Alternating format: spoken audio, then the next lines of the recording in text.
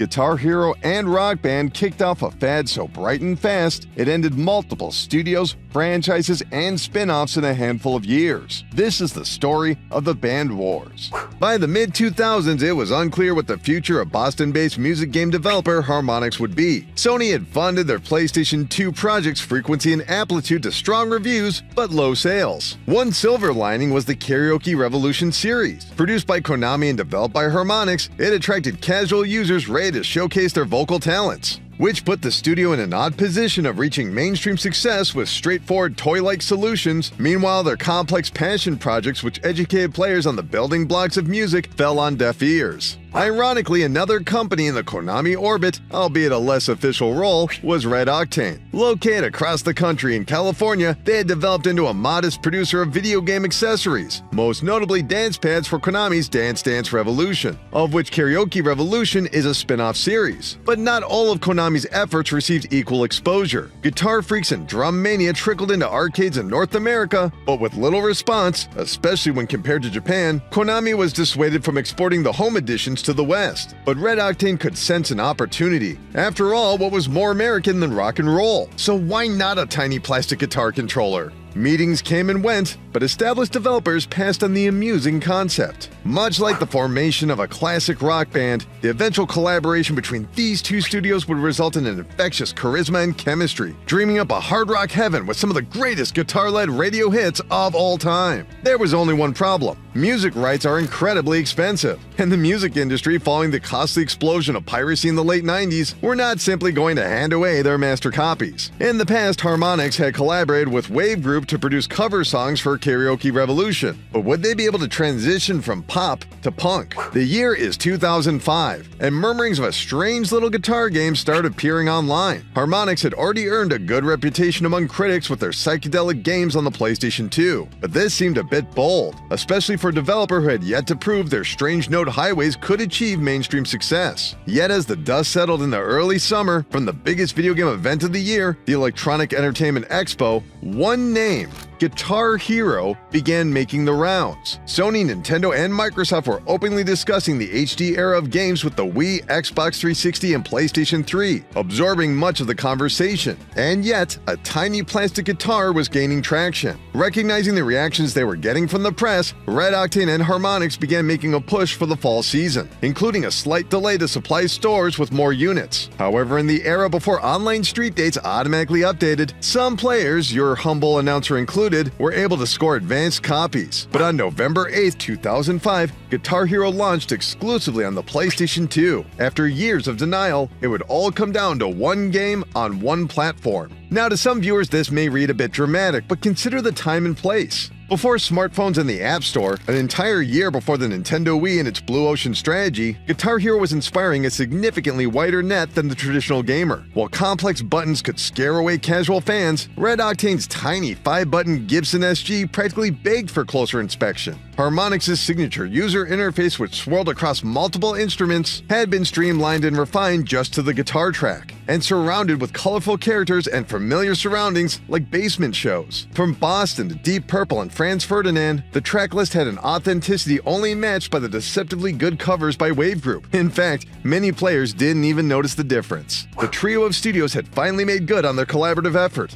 but sadly, the band wouldn't last. Guitar Hero's millions in sales had quickly caught the attention of major corporations. Both Harmonix and Red Octane were in demand. Only several months after Guitar Hero released, Activision would acquire Red Octane, but not Harmonix. Nevertheless, that sale would reach just shy of $100 million in the summer of 2006. And by fall, before the release of Guitar Hero 2, Viacom and MTV Games announced they would be purchasing Harmonix for over $170 million. The seeds were already planted for their split, but contractually speaking, they still had a couple more gigs. Guitar Hero 2 vastly improved the visuals of the first game, but left the format largely intact. In fact, the annual follow-up combined with the word of mouth in a pre-YouTube world meant the cultural moment Guitar Hero 1 was having smashed right into Part 2, and the following summer's expansion pack rocked the 80s. It was far more refinement than reinvention, delivering more classic rock songs covered by Wave Group, and yet again with largely positive results. But in less than 2 years, Harmonix and Red Octane had gone from oddities to a new kind of casual mainstream most game developers would never reach. Rock bands had gone from ducking their calls requesting licensing rights to reaching out directly for promotions and crossovers. The studios had officially entered their rock star era, and this will require some explanation. While record labels weren't keen to entertain an unproven commodity, the music industry has always been one of starting, chasing, and adopting trends. Or at least they had been for the better part of a century. But in the new digital age where artists were leaking their own albums online, the traditional methods were being sabotaged by the internet. Apple had launched the iTunes Store, introducing the standardized price of 99 cents a song. The entire landscape of the industry had flipped, and given how many conglomerates had invested heavily into musical libraries, they would need to see a continued return on that investment. And their sales data showed an unexpected surge in long-since released bands like Boston and Black Sabbath, perpetually popular musical acts, but now the fans were literally younger than the music. In a way, everything that would follow would be the result of a speculation bubble of the music genre.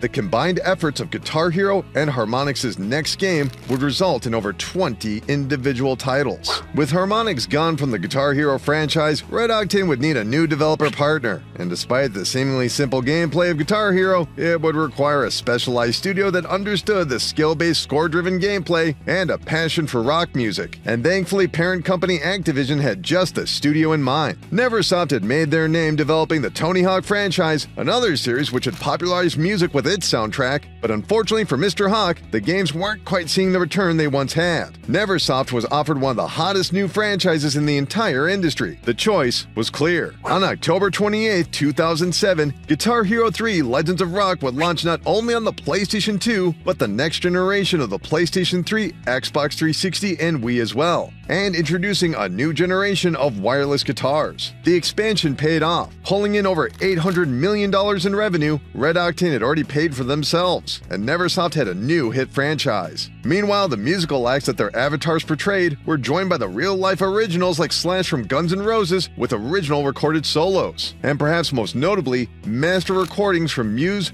Pearl Jam, and more. But something else had changed as well. The general song selection of Barracuda and Cult of Personality felt right at home, yet the way the songs were rendered was in a much more aggressive and challenging way. While this may seem like the natural progression of design, some were quick to note this shift in philosophy, which seemed more in line with the Tony Hawk franchise, where players would attempt to produce as many points as possible as fast as possible. Still, with sales and review scores staying high, Guitar Hero was an industry darling and the envy of other publishers. Back in Boston, Harmonix, now with the corporate backing of Viacom and MTV Games, could finally deliver their long-planned magnum opus. Rock Band would merge everything the studio had produced up until this point: the plastic instruments of Guitar Hero, the vocal mapping design of Karaoke Revolution, and of course their signature Note Highway, which would see slight redesign. And much like Guitar Hero, Rock Band would be significantly less reliant on Wave Group and their covers, instead acquiring the master recordings to The Who, The Strokes, and Metallica. But they had one final trick up their sleeves. Whereas before everyone wanted to turn at that silly-looking guitar, the new Rock Band drum kit would become the fan favorite. And unlike the bass, this would be far more physically demanding, requiring players to use both hands to produce independent rhythms as well as a kick paddle, which served as the kick drum. This skill-based style of gameplay would serve as Harmonix's answers to players seeking more challenge, while maintaining the accessibility and rhythm-accurate guitar and bass, as well as the generously forgiving karaoke vocals. But it would all come down to the stiff asking price of $170 for a full band set. The show was set for November 20th, 2007, but would anyone buy a ticket? The answer was yes, immediately gaining universal acclaim for its varied gameplay, cross-generational set lists, and use of master tracks. Gained further notoriety for its multiplayer. Guitar Hero had based its score-driven gameplay as competition, whereas Rock Band just wanted to have a raging party, and frankly, the timing could not have been better. Guitar Hero had engaged casual players, but by 2007, the Nintendo Wii had primed that audience into all ages, thanks in large part to Wii Sports. Rock Band fit right into that model, with easy-to-understand gameplay and the universal theme of popular music from the past 60 years. Within the short span of 2 months, Rock Band managed to sell over 1 million units. But in that same announcement, it was unveiled that they had sold over 2.5 million pieces of DLC. And this is where we must return to our previous discussion of the music industry. With piracy running rampant, major tech companies like Apple dictating their prices, and the internet deciding the next big trend, the music industry was more interested in this new avenue of revenue, especially as it was seeing returns for classic songs. And with large portions of content planned to be functional with future games, Harmonix hadn't just made a new game, they had essentially created a platform. But they had also created competition in the suddenly popular music rhythm genre. Red Octane and Neversoft had been outpaced significantly, and returning in June of 2008 with Guitar Hero Aerosmith, their latest efforts were disfavorably compared with Rock Band. It was clear another plastic guitar game wouldn't be enough. The band wars were officially on, as Activision announced Guitar Hero World Tour in May of 2008. But Neversoft wasn't simply going to adopt what came before them, and having an influence in the new direction meant embracing the score-heavy direction. Red Octane's drum kit resembled electronic drums sold in music shops, and featured 3 pads and 2 cymbals. Activision had seen the success Rock Band had, and given the sales numbers of Guitar Hero 3, this seemed destined to be a surefire hit. An expensive ad campaign featuring Alex Rodriguez, Tony Hawk, Michael Phelps, and Kobe Bryant playing the game together, all 80-plus songs from Wings, Nirvana, and Fleetwood Mac would use their original master copies. And Harmonix was playing the exact same game, only using master tracks. In 2008, Harmonix revealed Rock Band 2, a sequel that would include all new and improved plastic instruments, including a wireless drum kit. In an ideal world, Rock Band 2 could have merely been DLC, but given the time and place, retail games were the bread and butter to the console industry. To maintain a cultural presence, games needed physical store shelves, requiring updates and refreshes through physical media. Not to be outdone, Guitar Hero would break new ground with the On Tour sub-series for the Nintendo DS, and continued their expansion onto the mobile phone space. In fact, behind the scenes, Red Octane and Harmonix were inking deals previously thought impossible when they were struggling to pitch their little guitar game. But due to circumstances far outside their control, this still growing market would see significantly less returns. By the fall of 2008, the global economy was in crisis. Following the bankruptcy of Lehman Brothers, a complex systems of loans and package debt would unravel. In short, money stopped moving and consumer confidence was so low, we are still experiencing the results of this extraordinary financial implosion to this day. And this is the atmosphere that Rock Band 2 and Guitar Hero World Tour launched their $190 band kits in.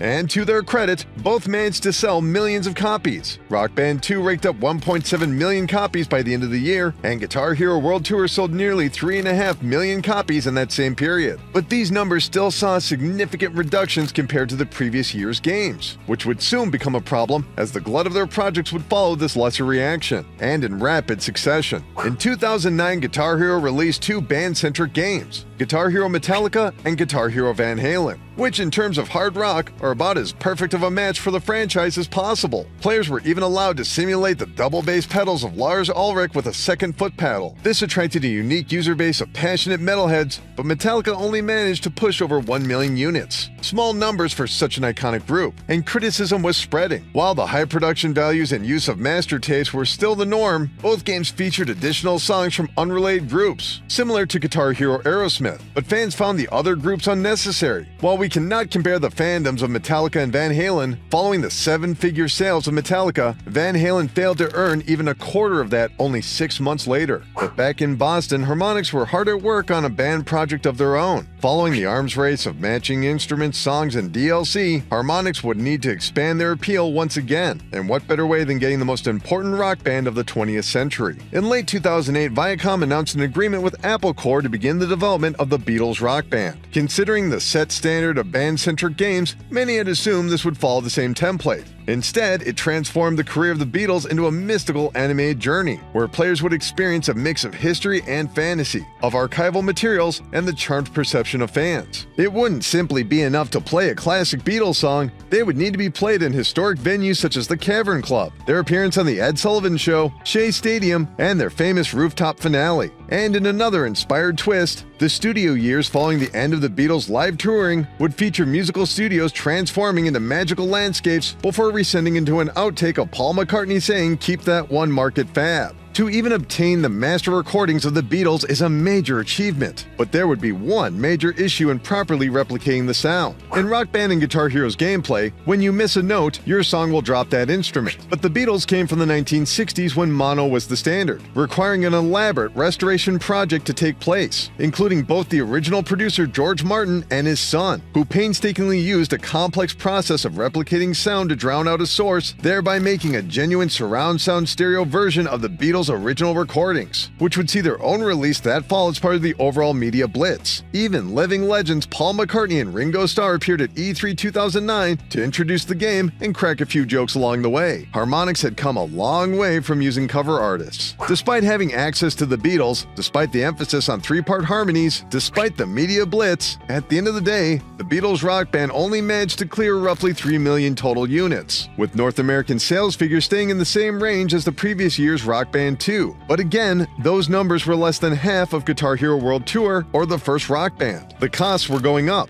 The sales were staying flat, which certainly didn't look right to the parent company Viacom. Worse yet, Rock Band was engaging in the same practices of flooding the market with product, but their defining characteristics became less clear. Such was the case with Lego Rock Band, a seemingly kid-friendly take on the Rock Band series, but it's functionally more or less just Rock Band with a confusing twist. Rock Band Unplugged on PSP and Rock Band Mobile on iOS attempted to return the Amplitude multi-instrument gameplay, except this time to handhelds and with lesser sales. And this is where things begin to get awkward, because Guitar Hero and Rock Band weren't simply taking each other's audiences, they were making the same mistakes. Band Hero, a Guitar Hero spin-off with more kid-friendly flair, again it's unclear who was asking for this, resulted in only several hundred in sales. Meanwhile, the more adult Guitar Hero 5 would receive nominations for Best Family Game. Go figure. And yes, the appearance of another Guitar Hero, even a numbered entry, appeared with little fanfare. Now, to fans of the genre like myself, this was a peak era of multiple games with tons of songs as well as exciting DLC dropping on a regular basis. But to the general public, it was becoming comical how many plastic instruments were ending up in secondhand shops or simply abandoned on the side of the street. Unsurprisingly, Guitar Hero 5 only managed to clear just over 1 million copies. The reasons for this once again require us to address the music industry. Rock music had seen a popular revival in the 2000s with younger guitar-driven bands like Muse, The Strokes, and Fall Out Boy, but now they were being replaced by more general pop sounds like Taylor Swift or club hits like Black Eyed Peas or Lady Gaga. Even that South Park episode references the pop song Poker Face, not a rock song, when parodying Guitar Hero. The additional features like studios and challenges only catered to the audiences they already had. And in February of 2010, following the disappointing sales of Guitar Hero Van Halen and Guitar Hero 5,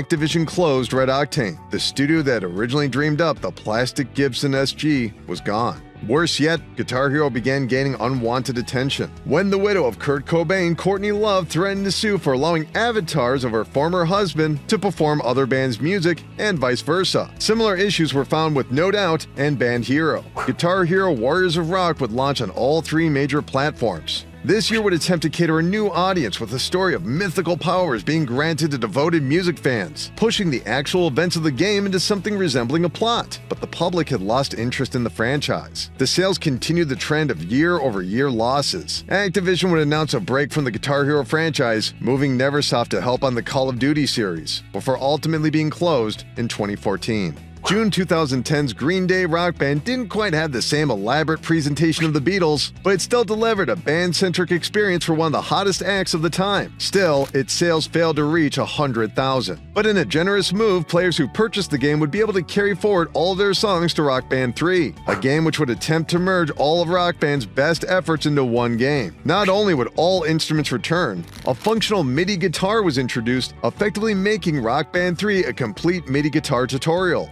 as well as a full-blown keytar to replicate keyboards, which also provided an accurate note-for-note representation. For years, there had been odd debate about the educational purpose of plastic instruments. Now Harmonix could say without hesitation, you could learn to play guitar in Rock Band. But sadly, more instruments was not the solution. Now, without the backing of a major publisher, Rock Band 3 failed to capture their previous trend, falling to 1.2 million. Even Harmonix began restructuring and layoffs, producing the Dance Central series for the Xbox Kinect, while creating smaller spin-offs like Rock Band Blitz. But in a rather odd twist, both Guitar Hero and Rock Band returned 5 years later in 2015. Guitar Hero Live attempted to reboot the franchise with a new 6-button controller that better represented the hand formations used on a real guitar. Players could interact with the first-person motion control video of concerts, giving them the rockstar experience, or enter an online mode that streamed music videos much like a music television service, where players could drop in or drop out without the worry of failure. Unfortunately, the same could not be said of Guitar Hero Live. Despite some promising reviews, fans simply didn't care. And while Activision has never released numbers, they did confirm it performed worse than Warriors of Rock, causing Activision to sell off freestyle games to Ubisoft.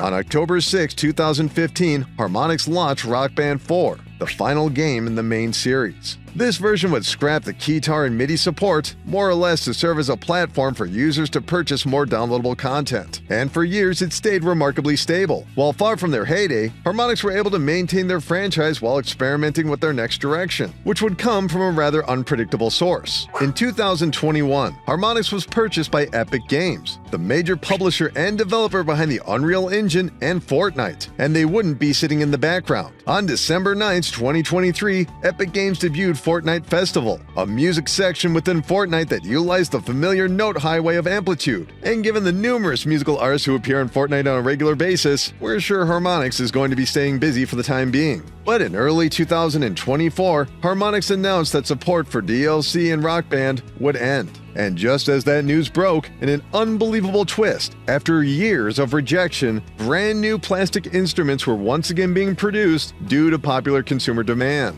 It would be convenient to recall the glory days of the music rhythm genre, but the truth is Guitar Hero and Rock Band, whatever you think of their quality, were uniquely powerful fads that we've never quite seen since or before in video games. And perhaps that's because of their punk rock attitude. Red Octane, Harmonix, and Neversoft weren't concerned with teaching you anything of value, or building a universe, or being insightful. Guitar Hero and Rock Band were just about the joy of music and our connections to each other. Anyway, that's gonna do it for this video. How about letting us know what you think was the best game of this era? How do you feel about the spin-offs like DJ Hero or other games like Rocksmith? Let us know in the comments below and we'll be sure to check out your answers. Anyway, keep clicking around here on GameRant and we'll see you next time.